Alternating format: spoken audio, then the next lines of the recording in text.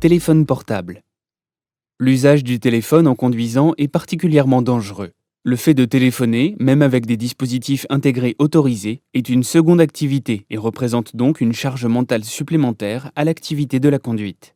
Votre attention n'est plus totale et vous n'êtes plus totalement concentré sur la route.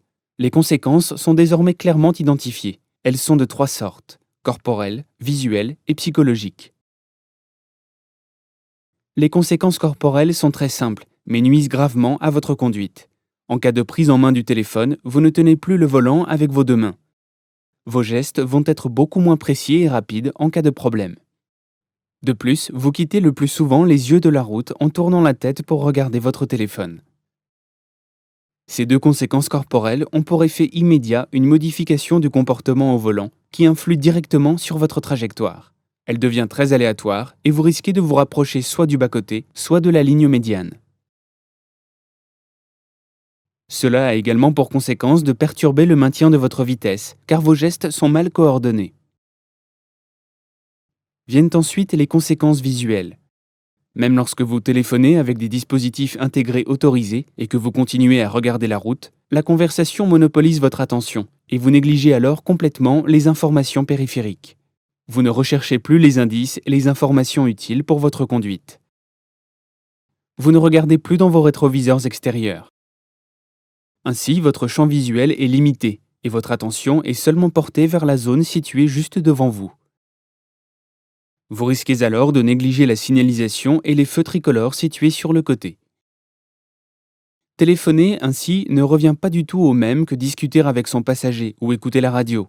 En effet, le conducteur fait moins attention à la radio qu'à sa conversation téléphonique. D'autre part, le passager s'arrêtera de parler s'il y a un danger, ou avertira même le conducteur d'un danger ou de sa négligence. Ce n'est pas le cas de votre interlocuteur au téléphone. Enfin, la surcharge mentale que provoque le fait de téléphoner a des conséquences psychologiques majeures. Votre attention est dégradée et votre concentration est engagée dans la conversation et plus sur la route. Cela se traduit par exemple par le fait de ne pas signaler avec son clignotant un changement de direction, par le fait de ne pas se rabattre après avoir dépassé, par le fait de ne pas s'arrêter alors que des piétons attendent devant le passage piéton pour traverser. Plus généralement, vous avez tendance à ne pas maintenir vos distances de sécurité. Vous avez des difficultés à évaluer la vitesse limitée à respecter et la vitesse des autres usagers. Enfin, votre temps de réaction augmente considérablement. Il passe de 1 seconde en moyenne à 3 secondes lors d'un appel téléphonique. Il peut atteindre jusqu'à 6 secondes lorsque vous rédigez un message en conduisant.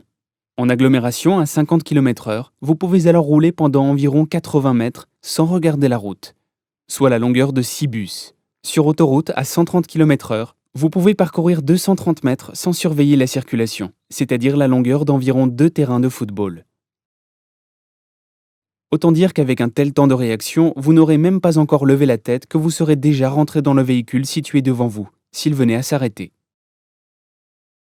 Enfin, sachez que pour écrire un message de seulement 20 caractères, vous mettez 40 secondes pour l'écrire, et vous quitterez la route des yeux 17 fois. Les situations critiques sont rares, donc vous pensez être à l'abri. C'est bien là que réside tout le problème de l'utilisation du téléphone. Mais lorsqu'un événement inattendu survient, sachez que l'usage du téléphone vous empêchera de réagir à temps. C'est donc la rencontre d'une situation imprévue, conjuguée à l'usage du téléphone, qui est fortement accidentogène.